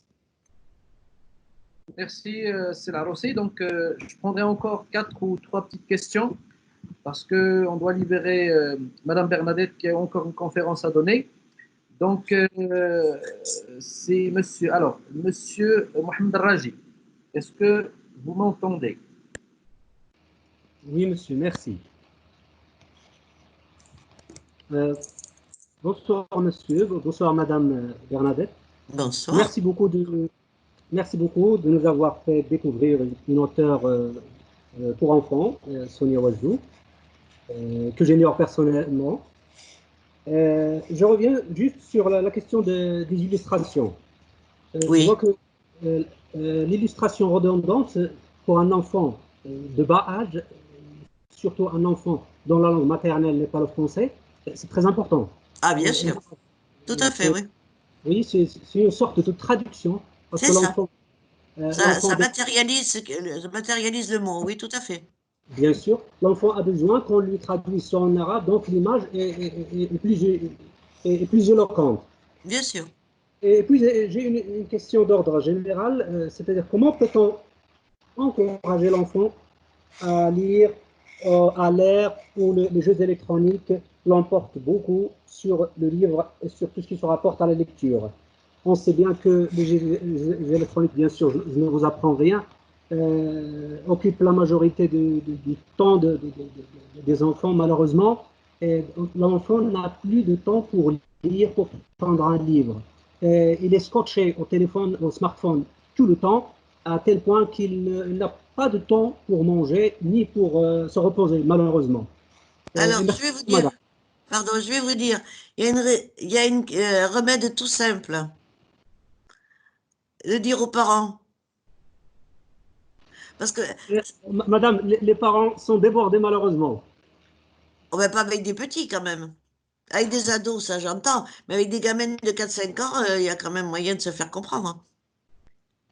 Non, je pense que si les parents prennent le temps d'ouvrir un livre avec les enfants, de les accompagner, ils vont lire. Ils ne vont pas faire que ça, je suis bien d'accord, mais ils vont lire. Mais si on leur donne un livre en lui disant « tiens, occupe-toi », c'est sûr qu'ils ne vont pas le faire.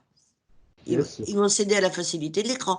Mais ça, c'est un travail qui doit être fait en famille. Un enfant ne prendra… Enfin, les enfants n'ont jamais pris, surtout aujourd'hui, spontanément un livre. Il faut les accompagner dans cette démarche. Et ça, c'est le travail. C'est le travail de la famille, ça. Du père, de la mère, de la grande sœur, de la grand-mère, de la cousine, de la tante, de qui vous voulez. Mais c'est un travail de famille, ça. C'est pas… les livres, il faut pas… je pense que là, c'est vrai que les enfants d'aujourd'hui ne sont pas ce qu'ils ont été il y a 10 ans, je suis bien d'accord, mais si la famille se dit, bon, ben c'est comme ça et puis on laisse courir, non, c'est à la fin. Il ne faut pas que les livres soient liés à l'école, donc au travail, et qu'à la maison, ce soit l'écran de la facilité. Je pense qu'il faut faire que les parents, les parents ou les sœurs ou les frères, peu importe, que quelqu'un fasse le lien entre le livre de l'école et le livre plaisir de la maison. Mais ça, c'est un travail éducatif, hein. Il faut commencer par éduquer les parents pour éduquer les enfants. Voilà, voilà. Je suis un peu catégorique, mais c'est dans ma nature, hein. Merci, c'est Mohamed. Donc, je donne la parole à Mohamed Sherif. Alors, bonsoir. Bonsoir tout le monde. Bonsoir. Bonsoir Madame Bernadette, bonsoir Monsieur Mounir, Monsieur Jamal, merci à vous pour cette conférence et pour cette présentation riche. Alors, je vais commencer d'abord par deux commentaires. Et après, je vais passer à ma question. Alors, concernant les écrits de Madame Sonia Ouejo et leur thématique, alors, j'aimerais d'abord parler de la relation entre ce qui est dessin et ce qui est écrit chez Madame Sonia. Alors, parce que j'ai déjà examiné les tableaux de Madame Sonia et j'ai déjà vu que le thème de l'enfance, elle est toujours présent dans presque la plupart des tableaux de Madame Sonia. Et ça se reflète oui, c'est ça. Oui, c'est vrai. Et ça se reflète dans les écrits de l'auteur. Et de là, on peut s'interroger sur la relation entre le pas, c'est-à-dire ce qui est dessiné, et sa relation avec le texte, ce qui est écrit.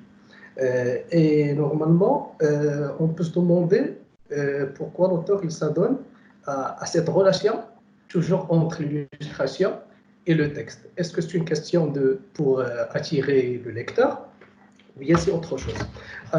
Deuxième remarque, c'est l'ethnographie. Normalement, l'ethnographie, elle est existante dans les écrits de Sonia Ouejo, et normalement dans les tableaux. Normalement, on peut voir qu'il y a une relation traditionnelle ou une relation marocaine, ce qui est ici présent dans les écrits. C'est-à-dire, on peut faire une liaison entre, si vous voulez dire, la manière du récit de Madame Sonia Ouejo et la manière de la narration, si vous voulez dire, des écrivains marocains d'expression française, à savoir par exemple Ahmed Sfraoui. Et il y a un tableau qui rappelle aussi, si vous voulez dire, un tableau qui parle d'un bain traditionnel, qui rappelle une scène de bain mort chez Ahmed Sfraoui, dans le roman de La Boîte à merveilles, qui est qualifié de roman ethnographique. Troisième relation, ou bien troisième remarque, c'est concernant le corps et la fugue. Normalement, quand on parle du corps, cela rappelle un petit peu le roman de Caroline Solé, quand il a parlé de ce personnage Christopher, qui a fui sa maison, l'autorité parentale, pour jouir de cette liberté du corps. Normalement, il voulait faire de son corps ce qu'il voulait, et puisqu'il y a une autorité parentale qui empêche cette liberté, il a fui, si vous voulez dire, cette famille, pour jouir de ce corps qui est libre, de cette liberté, et pour s'adonner à la fugue. Et peut-être ce sont des liaisons que je voulais faire, normalement, pour poser la question suivante. Normalement, plusieurs thèmes ils sont présents, et plusieurs ressemblances entre plusieurs auteurs. Alors, liberté, sécurisée, protection. Normalement, est-ce qu'on ne peut pas se demander, ou bien est-ce qu'on ne peut pas dire qu'il y a une seule mémoire, si vous voulez dire, référentielle, qui inspire ces auteurs, si vous voulez dire, de ce genre de littérature, qui sont des auteurs qui sont différents d'origine, de culture, mais on voit une ressemblance, si vous voulez dire, de plusieurs thématiques, de plusieurs thèmes, si vous voulez dire, qui se partagent entre les uns et entre les autres. Oui, mais c'est ce qu'on appelle la mémoire collective. Hein. D'accord.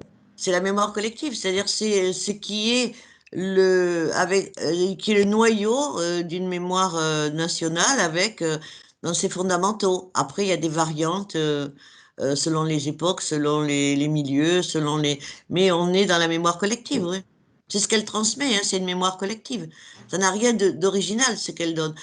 Mis à part les apports contemporains avec la protection de l'environnement et le respect de l'écologie et peut-être aussi la considération des animaux, quoique elle appartient déjà à la tradition coranique, mais on est dans la mémoire collective, oui, tout à fait.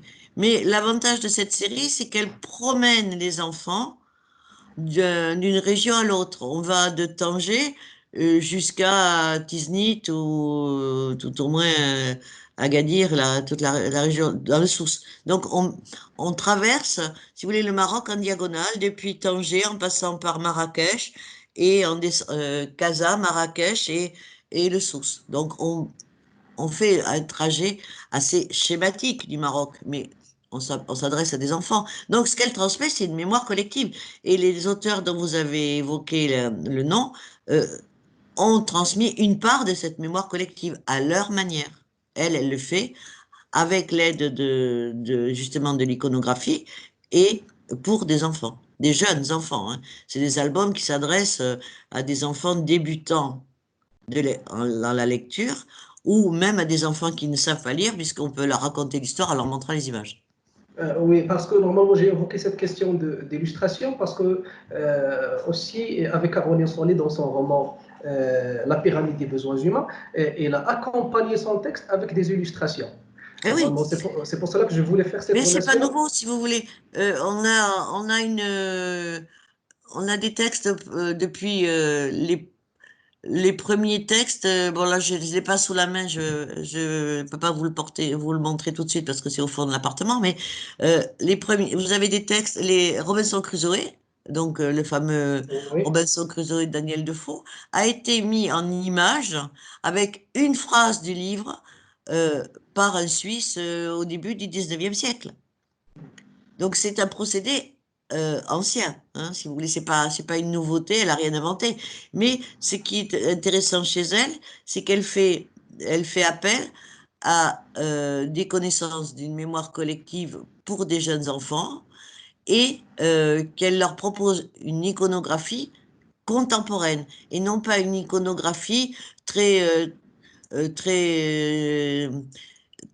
simple, très simpliste, très enfantine, si vous voulez, comme on peut rencontrer souvent dans les ouvrages pour enfants où tout est rond, tout est rose, tout est. Là, elle a véritablement, il y a une création artistique qui est d'ailleurs son travail, hein, puisqu'elle elle est peintre avant tout, qui est intéressant parce que ça propose une autre vision de l'image à l'enfant. Donc, il y a en même temps une éducation à l'art contemporain. D'accord. Merci, madame.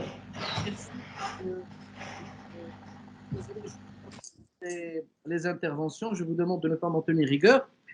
Toutefois, j'ai 3 petites interventions en attente. Alors, je donne la parole. Est-ce qu'il y a une fille parmi ces interventions?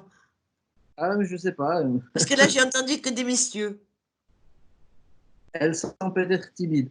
Elles sont timides, tu parles. Oui. Alors, Hassan Oubakas, est-ce que vous êtes là? Non, ils ont jeté l'éponge. Bonsoir. Hassan, vous êtes là? Bonsoir, je suis là, oui. Allez-y, voilà.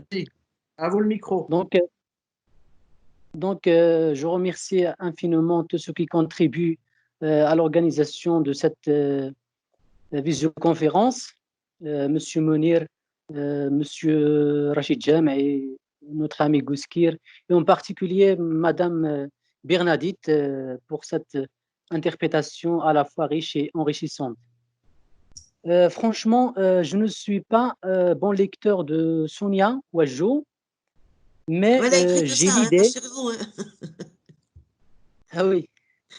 mais j'ai l'idée que ces ouvrages véhiculent une sorte de la volonté pédagogique, celle bien sûr d'instruire l'enfant marocain sur sa culture marocaine.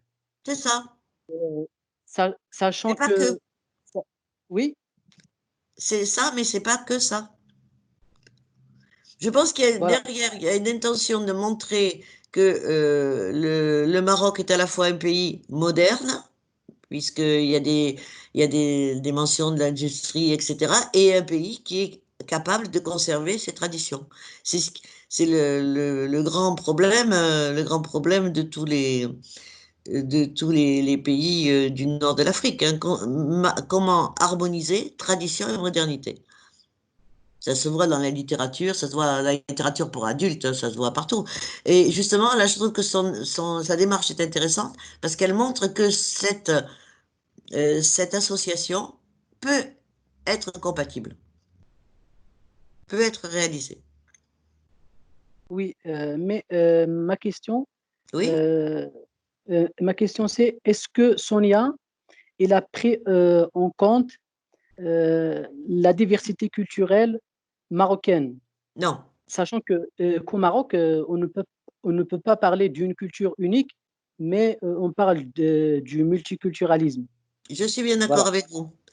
Je suis bien d'accord avec vous, c'est pour ça que je disais qu'elle parle de mémoire collective, parce qu'elle retient des éléments saillants, mais bien entendu, elle ne rentre pas dans les particularités des régionales, les particularités entre Amazigh et Arabes, entre juifs quand il y en a, quand il en reste, musulmans.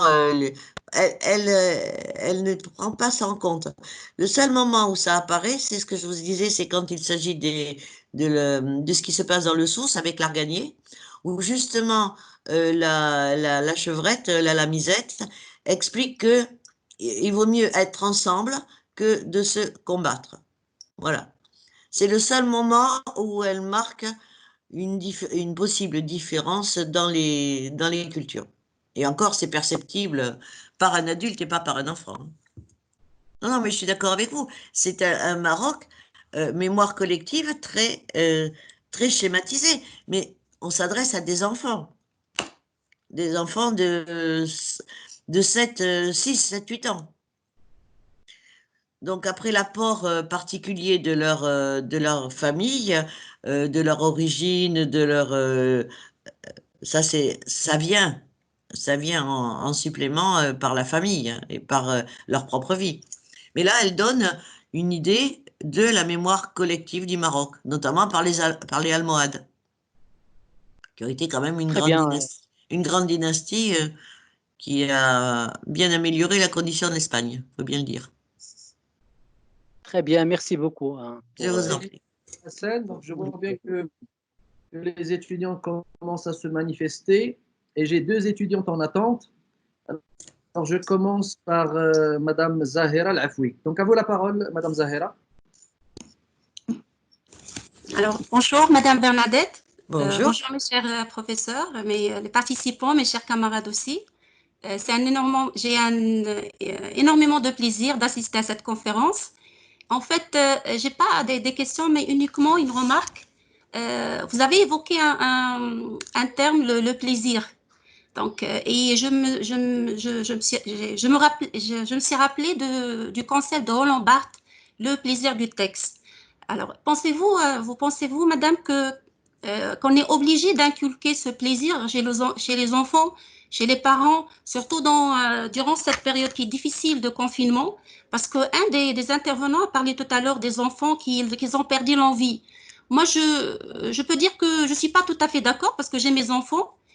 Au contraire, ils sont devenus même des auteurs à la maison. Ils écrivent, ils font même des illustrations. Ils décorent toute la chambre avec ces illustrations. C'est bien. Donc, la période de confinement, je vois que c'est une période bénéfique, que les enfants, durant laquelle ils ont appris beaucoup de choses. Et c'était l'occasion ou jamais pour encourager la lecture.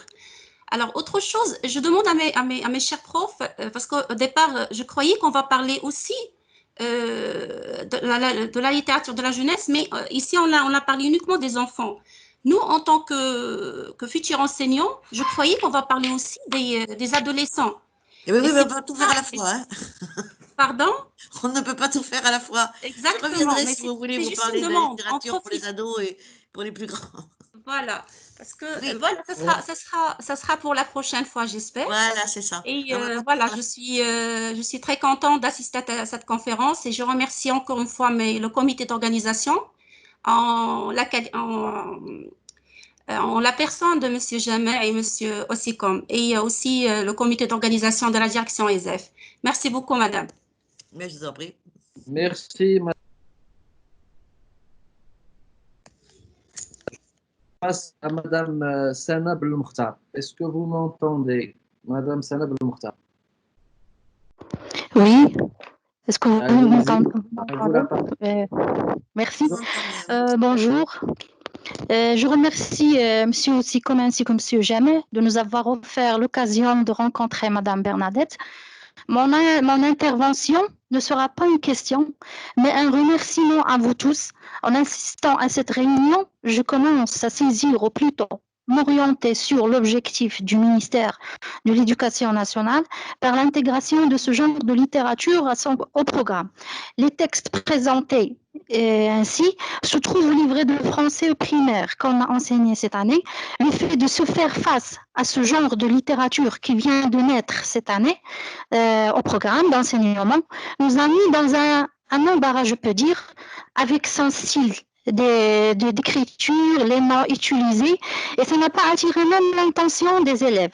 Cela est dû que nous n'étions pas informés ou plutôt formés sur ce genre de littérature d'avance, mais grâce à vous, l'image s'est complétée et je vous remercie une deuxième fois. Merci beaucoup. Et merci à vous. Merci. Oui, pour ça que je disais, Mounir, je disais qu'il serait intéressant d'avoir des petits topos sur la littérature pour la jeunesse. Il n'y a pas de problème. Si tu veux qu'on organise un truc demain, moi, il n'y a pas de souci. Non, non, c'était mignon, mais peut-être pas demain. Mais on peut envisager ça, oui. Je pense que ça serait un complément utile. C'est sûr. Donc, je prendrai 2 dernières interventions. Donc, je ne peux pas prendre toutes les interventions. Je suis vraiment désolé. Alors, j'ai 2 étudiants qui demandent la parole.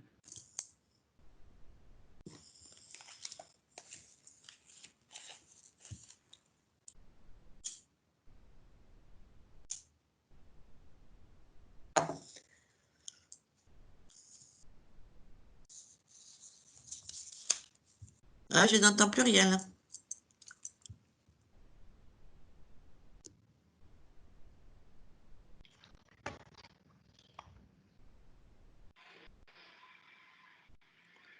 Voilà, me revoilà. Ah, ben voilà. Voilà. Donc, ma connexion me fait défaut. Alors, je prends soit Ashraf Nasehi, soit Ilyas Nouri. Ilyas Nouri, je pense. Ilyas Nouri. Bonjour. Bonsoir. Oui, bonjour. Okay, bonsoir, donc, si vous voulez. Est-ce que la voix est audible donc? Parfaitement. Oui, bien. D'accord. Bonjour tout le monde. D'abord, je veux remercier la conférencière et professeure émérite, Madame Bernadette, et même nos chers professeurs coordinateurs, Monsieur Rachid Jama ainsi Monsieur Mounir Oussikoum, sans oublier toute l'équipe technique responsable de la réussite de cette vidéoconférence. On vous remercie, Madame, pour cette richesse des informations fournies à propos de Sonia Ouajou comme artiste, peintre et auteur illustrice de livres pour enfants. L'essentiel de mon intervention se pose comme suit. Donc, parfois, les écrivains marocains d'expression française touchent aux vies privées des Marocains ou dévoilent des secrets de notre société. L'exemple de Ahmed Sefrioui, son roman autobiographique, La boîte à merveille, dont on a trouvé une partie qui semble sensible un peu, c'est le passage où il parle plus exactement du bain mort. Ce qui change la vision des lecteurs européens, par exemple, est-ce qu'on peut compter ça comme un point positif ou contrairement, ça va laisser des traits négatifs chez nous comme Marocains? La question est même fournie à M. Oussikoum, s'il veut répondre. Ah oui, je pense que c'est plutôt lui qui va répondre que moi. D'accord. Donc, si vous voulez. Parce que moi, je ne peux pas vous dire les traces que ça va laisser chez les Marocains. Oui. Et même chez vous, comme des Français. Alors, chez les Français, ça dépend. Ça dépend des Français. J'allais vous dire, ça dépend des gens. Il y a des gens qui sont ouverts à la culture marocaine et qui vont y voir justement un intérêt à la fois informatif et pour mieux comprendre le pays, et d'autres qui vont trouver que ça les intéresse pas. C'est très relatif. Mais il y a et de toute façon, la boîte à merveille et d'autres sont très peu lus maintenant en France. On est dans les auteurs marocains qui se vendent en France, puisque c'est comme ça qu'il faut voir le monde d'édition aussi. C'est Schreibi qui continue. Schreibi et Laroui, c'est les deux qui marchent le mieux, si j'ose dire. Hein. Oui. Et après, il y a d'autres, bon, les Khaïdine et puis Khatibi, tout ça, pour les intellectuels. Mais les auteurs plus anciens sont quasiment inconnus. Donc voilà. Mais les auteurs contemporains, oui, surtout qu'il y en a beaucoup qui viennent au Maroc, qui viennent du Maroc en France. Vous savez qu'El Alami, a reçu un prix, le prix Orange du Youssouf Amin Al-Alami a reçu le prix Orange du roman africain cette année, enfin ce mois-ci. Donc il va être encore plus connu en France. Oui, d'accord, oui. Voilà. Monsieur Mounir, vous allez répondre. Oui, D'accord. je voulais vous dire que vous avez encore un peu plus de temps à nous accorder. Comme ça, je peux prendre 2 ou 3 dernières petites questions. Oui, oui, c'est bon, oui, c'est bon. Alors, comme ça, je vais clore définitivement la liste des intervenants. Alors, Imen Taïb. Imen Taïb. Sinon, je passe à Mohsin. Oui, Bonjour. bonjour. Bonsoir. Vous m'entendez? Oui, on vous entend. Oui. Mais ça va. D'accord. Merci Monsieur Monet pour cette occasion. Je remercie aussi Monsieur Jamin et Madame Bernadette. Donc, ma question, c'est une question qui parlera de l'onomastie. J'ai remarqué que les contes de Sonia parlent de ce qui est tradition, de ce qui est modernité, et je vois aussi que l'onomastie, insère ou bien joue un rôle très important. Est-ce qu'on peut dire que les noms comme Tata Kulthum, Karima, Misette, etc., parlent, insèrent, comment dirais-je, une force ou bien appliquent une force d'identité dans les contes? C'est Ah ça bien ma oui, question. comme tous les auteurs ne choisissent pas au hasard les noms qu'ils donnent aux personnages. Hein. Oui. Oui, si c'est pas un hasard, si elle s'appelle Malika, hein, parce que c'est quand même elle le chef. Oui, voilà, Donc la c'est ça reine. ma Hein. remarque. Voilà, oui, bien sûr que ça a un sens, bien sûr. Ça a un Donc, sens. est-ce qu'elle applique une force d'identité marocaine dans le conte? Ah, oui, mais déjà les noms, oui. Oui, mais les contes, enfin les ouvrages sont essentiellement marocains. Dans les couleurs, dans le graphisme, dans les personnages, les situations. Après, c'est de ce que je vous disais de la mémoire collective, mais de la mémoire collective qui est mise à disposition, si vous voulez, d'un lectorat qui n'est pas seulement marocain. C'est pour ça que je parlais d'un lien et d'une relation entre les deux rives de la Méditerranée. Elle écrit à la fois pour des enfants marocains qui apprennent le français, qui commencent à lire le français, et pour des enfants français dont les parents s'intéressent au Maroc. Alors, ça peut être pour des enfants issus de l'immigration, dont les parents ou les grands-parents sont marocains, pour leur montrer une autre vision de leur pays d'origine, tout moins de leur pays, oui, de l'origine de leur famille, de manière ludique. Et puis aussi pour les enfants français qui sont nés dont la famille est originaire de France, pour les initier à un Maroc qui n'est pas le Maroc des pliants touristiques. Voilà. Oui. Une autre petite remarque, c'est la présence de Misette. Est-ce qu'on peut dire que la présence de Misette nous souvient de la chèvre de Monsieur Seguin? Alors, non, je dirais non, parce que la chef de Monsieur Seguin, il n'y a pas d'enfant. Hein. La chef de Monsieur Seguin, c'est l'expérience d'un adolescent qui se brûle les ailes en voulant conquérir trop tôt son indépendance. Hein. Alors que là, la misette, c'est l'animal de compagnie. C'est celui qui est à la fois un peu leur conscience. Vous voulez, pour comparer à quelque chose de très peu original, c'est le Jiminy Cricket de Pinocchio chez Walt Disney, si vous voulez. Oui. Elle les accompagne.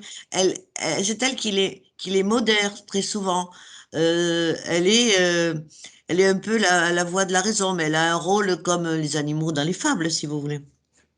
Et d'ailleurs, c'est ce que disait Sonia Ouajou elle-même, puisqu'elle disait qu'elle avait une petite chèvre de la vallée de l'Ourika qui était apprivoisée, qui les suivait partout, qui dormait dans leur chambre, etc. Donc, si vous voulez, il y a aussi de la part de l'auteur une volonté de réincarner cette petite chèvre de son enfance. D'accord. Merci, Madame Bernadette, pour vos réponses. Merci.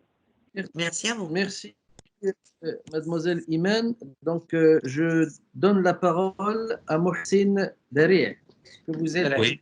présent. Donc, Allez-y. oui. Bonjour, mon cher professeur. Bonjour. Ah, Je donc, vois un doigt. est-ce que vous m'entendez, est-ce que vous m'entendez bien? Là maintenant, oui. Oui. Oui. Donc, je vous remercie pour l'ampleur de votre mobilisation et pour votre travail dans cette situation si singulière que nous traversons. Et merci, grâce à votre engagement, on continue à consolider nos acquis. Donc, ma question est la suivante. Pour parfaire et exceller le niveau des élèves en langue française, parce que c'est ça le souci et c'est ça notre enjeu.